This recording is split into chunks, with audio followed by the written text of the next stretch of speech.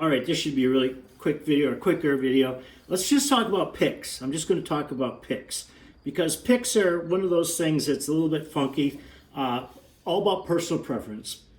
Although there's a little bit of reasons why you would choose one over the other. So when I was your guys' age, I used to play with all a Fender thin pick like this. So picks are basically shaped like this. When you play a pick, typically you want to pinch it between your thumb and your first finger. I typically make sure I also ride it on, so right along this edge here, I also ride it along my middle finger to kind of stabilize it. What you want to do is you want to hold, get the same consistent grip every time. So I haven't played with a thin pick in a while, but when I was your age, I used to, this is when I started out, this is what I used to use all the time. So thin picks. Now a thin pick is thin that way, and so when you play, it actually flexes quite a bit, which could be a blessing or a curse. So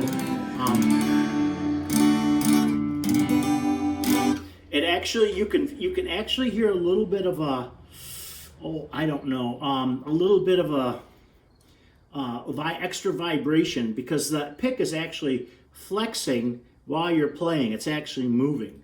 So medium pick is the next size up. It's a little bit heavier. So I've just got this Fender medium here, a couple of Fender mediums. Here's one medium. Here's another medium, Fender mediums. They're a little bit heavier and they don't flex as much. So when you play, can you hear the difference in vibration? Let me try that again with this little, the thin here.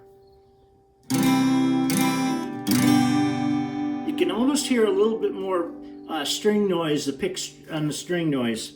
And then you got these chubby guys. This one's a Big Stubby, it's called. You can see that. It's actually got little hollow enclaves on both sides, so it makes it a little easier to grip, but it's thicker even than the Fender medium. So it's basically, pick doesn't move at all. It just stays flat in your hand. Now, when I play something like this, sometimes when I play, I'll move so my second finger is on this a little bit, depending on trying to get it stabilized. Here's another one similar. This is a Jim Dunlap 1mm USA pick, and again, it's got a little bit of some rough spots there, so that you can get a little bit better grip on it. Okay.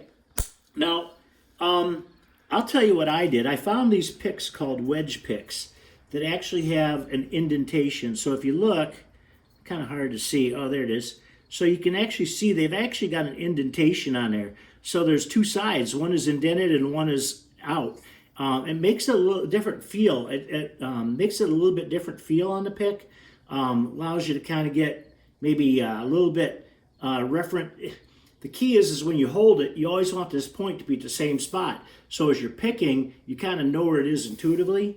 So I've taken this wedge, I've taken it to the next level. Even my buddies laugh about this. This is a 0.73 millimeter. I actually use these orange wedges, which are 0.6 millimeters. Whoops, let me get in here. And I use these 0.6 millimeters, and I sand down the little tops, little grooves there, and I put silicone, like bathtub silicone on there. Not on the bottom part that's going to hit the strings, but on the top part. And what that does is allows me to get a really good active grip on this, and it doesn't slide around in my fingers. So I basically use this to get, this is my standard pick. Now where does that come in handy? There's a style called flat picking, which is similar to mandolin playing or anything like that, where you're actually playing and then picking. So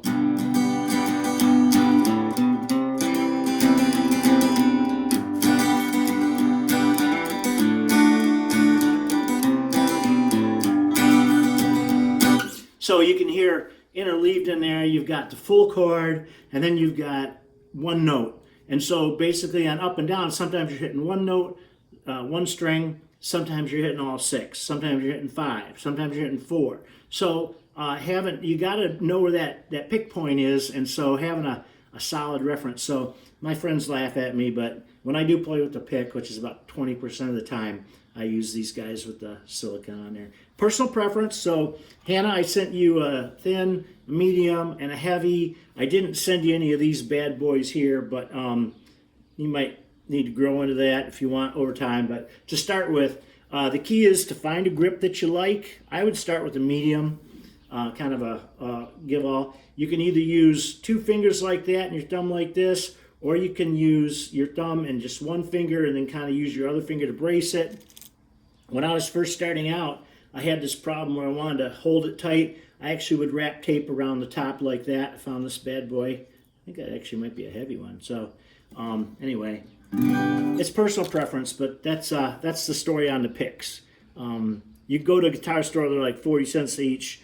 Oh, the other thing was these thin picks. One of the problems these, if you play them hard, they snap the tips off. Mediums don't, so that's another thing.